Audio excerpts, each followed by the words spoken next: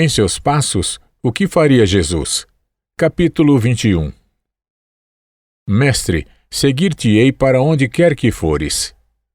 A matinê de sábado no auditório de Chicago havia terminado, e a multidão de pessoas saía, cada uma tentando chegar à sua carruagem antes das demais. O porteiro do auditório gritava, chamando as carruagens por seus números, e as portas dos veículos eram abertas e fechadas com força e rapidez, assim que os cavalos eram conduzidos até o meio-fio da calçada, sendo controlados com firmeza pelos condutores que tinham ficado um bom tempo esperando e tremendo de frio, mas agora saíam com pressa e subiam a avenida transportando seus passageiros. Próximo, número 624, gritou o porteiro. Número 624, repetiu. E então aproximou-se uma parelha de imponentes cavalos negros puxando uma carruagem em cuja porta se liam as iniciais CRS, escritas em dourado. Duas moças saíram do meio da multidão e dirigiram-se à carruagem. A mais velha entrou e sentou-se. O porteiro ainda estava segurando a porta aberta para a mais jovem, mas ela hesitava, ainda de pé na calçada. — Vamos, Felícia! O que você está esperando? Vou morrer de frio aqui! Gritou a moça de dentro da carruagem. A moça do lado de fora despregou rapidamente de seu vestido um pequeno ramalhete de violetas e entregou-o a um menino sentado na beira da calçada que tremia de frio quase junto às patas dos cavalos. Ele o pegou com uma expressão de perplexidade e disse: "Obrigado, senhorita", e colocou as flores junto ao rosto para sentir o perfume. A moça subiu na carruagem, a porta se fechou com força, e em poucos instantes o condutor já estava avançando com pressa por uma das avenidas. "Você vive fazendo coisas estranhas, Felícia", disse a moça mais velha enquanto o veículo passava por lindas casas com as luzes já acesas. "É mesmo? O que foi que fiz de estranho agora, Rosie?" perguntou ela, levantando a cabeça e olhando de repente para a irmã. "Ah, essa coisa de dar flores para o menino. Parecia que ele precisava mais de uma comida quentinha e não de um feixe de violetas. Até me admiro que você não o tenha convidado a vir conosco para casa. Se você fizesse isso, eu não me surpreenderia. Você está sempre fazendo esse tipo de coisa esquisita. Você acha que seria esquisito convidar um menino como aquele para vir até nossa casa e fazer uma refeição quente?" perguntou Felícia com serenidade, quase como se estivesse falando sozinha. "Pode ser que esquisito não seja a melhor palavra", respondeu Rosie com indiferença.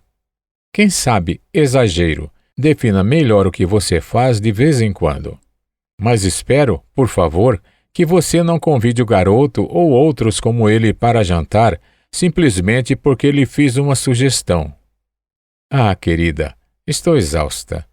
Então bocejou, enquanto Felícia olhava para fora em silêncio. O concerto foi muito ruim e o violinista era muito chato. "Não entendo como você conseguiu assistir a tudo aquilo tão quieta", exclamou Rosie, meio impaciente. "Eu gostei da música", respondeu Felícia com serenidade. "Você gosta de qualquer coisa. Nunca vi uma moça com tão pouca capacidade de crítica." Felícia ficou levemente corada, mas não respondeu nada. Rosie bocejou de novo e cantarolou um trecho de uma música conhecida. Então exclamou abruptamente: "Estou cansada de quase tudo. Espero que Sombras de Londres seja um belo espetáculo hoje de noite." "Sombras de Chicago", murmurou Felícia. "Sombras de Chicago? Estou falando de Sombras de Londres, a peça. Um ótimo drama com um cenário maravilhoso, sensação de Nova York nos últimos 2 meses. Você sabe que temos um camarote com a família Delano para hoje de noite." Felícia virou-se para a irmã. Seus grandes olhos castanhos eram muito expressivos e denunciavam um brilho que os iluminavam. "Mesmo assim, nunca lamentamos o que acontece de verdade no palco da vida. O que são as sombras de Londres no palco quando comparadas com as sombras de Chicago? As que existem na realidade? Por que não nos impressionamos com os fatos da vida real? Porque as pessoas de verdade são sujas e desagradáveis e é tudo muito chato, respondeu Rose sem dar muita atenção. Felícia, você nunca vai conseguir consertar o mundo. Para que isso? Não somos culpados pela pobreza nem pela miséria. Sempre existiram pobres e ricos, e eles sempre haverão de existir. Devemos ser gratas por sermos ricas. Imagine se Cristo tivesse agido com esse pensamento, replicou Felícia com uma insistência que não lhe era comum. Lembra o sermão do Dr. Bruce sobre aquele versículo, alguns domingos atrás? Pois conheceis a graça de nosso Senhor Jesus Cristo, que sendo rico, se fez pobre por amor de vós, para que, pela sua pobreza, vos tornasseis ricos. Lembro muito bem, respondeu Rose com certa petulância. Mas o Dr. Bruce também não disse que os ricos não podem ser condenados se forem bons e atenderem às necessidades dos pobres? Tenho certeza de que ele mesmo está muito bem de vida. Ele nunca abriria mão de seu luxo simplesmente porque há pessoas que passam fome. O que adiantaria fazer isso? Só lhe digo uma coisa, Felícia. Sempre haverá pobres e ricos, por mais que a gente faça. Depois que Rachel Winslow escreveu sobre aquelas esquisitices em Raymond, você tem atormentado toda a família. Não é possível manter esse alto nível a vida toda. Você vai ver como logo Rachel vai desistir de tudo isso. É uma pena que ela não venha para Chicago cantar nos concertos do Auditorium. Ela até chegou a ser convidada. Vou escrever para ela e insistir para que venha. Estou louca para vê-la cantar. Felícia olhou pela janela e manteve-se em silêncio. A carruagem passou por 2 quarteirões cheios de casas magníficas e então entrou por uma ruazinha particular. As irmãs desceram e correram para dentro de casa. Era uma fina mansão construída de pedra decorada como se fosse um palácio, cheia de quadros, esculturas, objetos de arte e outros requintes modernos. O proprietário de tudo aquilo, o Sr. Charles R. Sterling, estava diante de uma lareira fumando um charuto. Havia feito fortuna investido na compra e venda de grãos e em companhias ferroviárias. Considerava-se que sua riqueza fosse da ordem de mais de $2 milhões. Sua esposa era irmã da mãe de Rachel Winslow. Estava na cama havia anos. Rose e Felícia eram as únicas filhas. Rose tinha 21 anos, era bonita e cheia de vida. Havia estudado nas melhores escolas e tinha acabado de entrar para a sociedade, mas já era meio cínica e indiferente. Uma moça difícil de agradar. Seu pai dizia, às vezes brincando, às vezes seriamente. Felícia tinha 19 anos e uma beleza tropical que lembrava um pouco a prima Rachel Winslow. De atitudes generosas e humanas, estava despertando para a fé cristã. Era capaz de todos os tipos de expressão, um enigma para o pai e fonte de irritação para a mãe.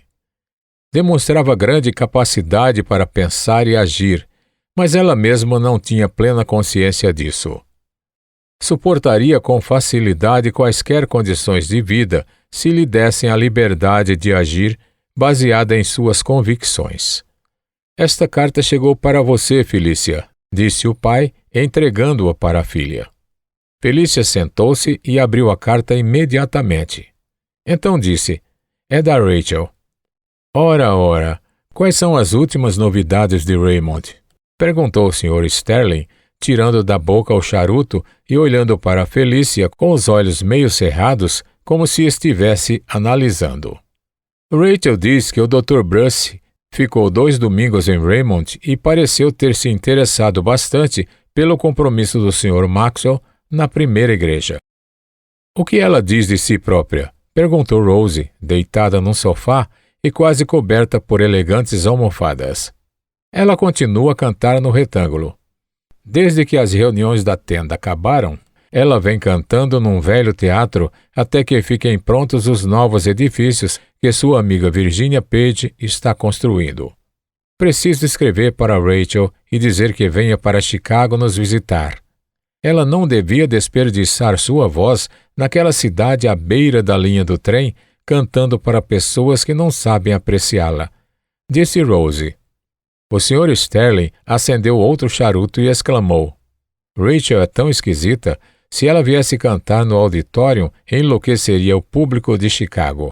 E ela fica lá, jogando fora o talento com pessoas que nem entendem o que estão ouvindo. Rachel não virá para Chicago, a não ser que possa manter-se fiel ao seu compromisso e vir para cá ao mesmo tempo, disse Felícia, depois de uma pausa. Que compromisso? Perguntou o Sr. Sterling, mas logo emendando. Ah, sim, o compromisso. Aquilo é uma coisa bem sui generis. Alexander Powers era meu amigo. Aprendemos telegrafia juntos. Ele causou uma grande sensação quando renunciou ao cargo e entregou as provas de corrupção para as autoridades. Agora está de volta ao telégrafo. Aconteceram coisas estranhas em Raymond no último ano. Gostaria de saber o que o Dr. Bruce pensa de tudo isso. Preciso conversar com ele sobre esses acontecimentos. Ele está em Chicago e vai pregar amanhã, disse Felícia. Talvez nos fale um pouco sobre o assunto. Houve silêncio por 1 minuto. Então Felícia disse de súbito, como se estivesse dando voz a um pensamento diante de um ouvinte invisível. E se ele fizesse a mesma proposta para os membros da igreja de Nazaré Avenue? Quem? O que é que está dizendo? Perguntou o pai, de forma meio ríspida. Estou falando do Dr. Bruce. E se ele fizesse para a nossa igreja a mesma proposta que o Sr. Maxwell fez para a dele e solicitasse voluntários que assumissem o compromisso de fazer todas as coisas somente depois de responder à pergunta: o que faria Jesus? Não há perigo que isso aconteça, disse Rose, levantando-se de repente do sofá ao ouvir o sino que avisava da hora do chá. Na minha opinião, é um movimento totalmente inviável, disse o Sr. Sterling. Li na carta de Rachel que a igreja de Raymond vai tentar fazer com que a ideia do compromisso chegue a outras igrejas. Se eles conseguirem isso, haverá grandes mudanças na vida das pessoas e das igrejas, completou Felícia. Está bem, mas vamos primeiro tomar o nosso chá, disse Rose, já caminhando para a sala de jantar. O pai e Felícia a acompanharam, e os três tomaram o chá em silêncio. A senhora Sterling fazia as refeições no quarto. O pai estava preocupado. Comeu pouco e logo pediu licença para se retirar da mesa. Apesar de ser uma noite de sábado, observou que iria sair para resolver algum assunto de negócios. Você não acha que o papai anda muito preocupado ultimamente? Perguntou Felícia, um pouco depois da saída dele. Ah, sei lá. Não percebi nada de estranho nele, respondeu Rose. Depois de uma pausa, ela disse: Você vai ao teatro agora à noite, Felícia? A senhora Delano passará por aqui às 7h30. Acho que você deve ir. Ela vai ficar sentida se você não for junto. Eu vou. Não faço questão de ficar, mas já enxergo muitas sombras, mesmo sem assistir à peça. Mas que coisa triste de ouvir dos lábios de uma moça de 19 anos, Felícia, replicou Rose. De qualquer modo, suas ideias têm sido bem estranhas, Felícia. Se você subir para falar com a mamãe, diga-lhe que passarei por lá depois do teatro, se ela ainda estiver acordada. Felícia subiu para ver a mãe e ficou com ela até chegar à carruagem que as viria buscar. A senhora Sterling estava preocupada com o marido. Falava sem parar, irritando-se com cada comentário de Felícia. Não quis que a filha lhe lesse a carta de Rachel. E quando Felícia se ofereceu para fazer-lhe companhia naquela noite, recusou a oferta de um jeito bem ríspido.